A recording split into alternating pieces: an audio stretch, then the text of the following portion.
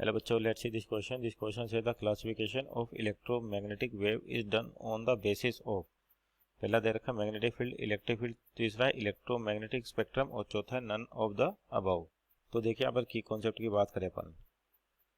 की कॉन्सेप्ट क्या होगा आपके पास कि आपका जो इलेक्ट्रोमैग्नेटिक वेव जिनके बारे में पूछ रखा है, तो सिंपल बोले कि आपके जो इलेक्ट्रोमैग्नेटिक वेव्स होती हैं वो आपके पास क्या होता है, डिफरेंट वेवलेंथ की और डिफरेंट फ्रिक्वेंसीज की होती हैं. तो आपके पास यही है कि इलेक्ट्रोमैग्नेटिक वेव का बेसिक प्रिंसिपल देखें या general definition of electromagnetic wave की बात करें तो यानी कि कह सकते हैं यहाँ पे जनरल डेफिनेशन ऑफ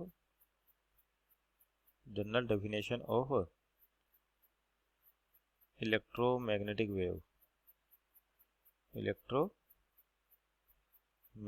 वेव. तो यहाँ पर आपको पूछ रखा है कि जो इलेक्ट्रोमैग्नेटिक वेव है उसको कैसे क्लासीफाई कर रखा है. तो आपके जो क्लासिफिकेशन है, किसका क्लासिफिकेशन, जो वेव्स है आपके पास का क्लासिफिकेशन दो तरीके से होता है. एक तो फ्रीक्वेंसी के बेसिस पर, फ्रीक्वेंसी और मेन फ्रीक्वेंसी आपके पास, और दूसरा वेवलेंथ. जो मेन क्लासिफिकेशन है वो किसके ऊपर डिपेंड होता है, फ्रीक्वेंसी के ऊपर. जैसे आपके पास यहाँ पर फ्रीक्वेंसी किसकी, जो इलेक्ट्रोमैग्नेटिक स्पेक्ट्रम आपके पास बनता है, इलेक्ट्रोमैग्नेटिक स्पेक्ट्रम.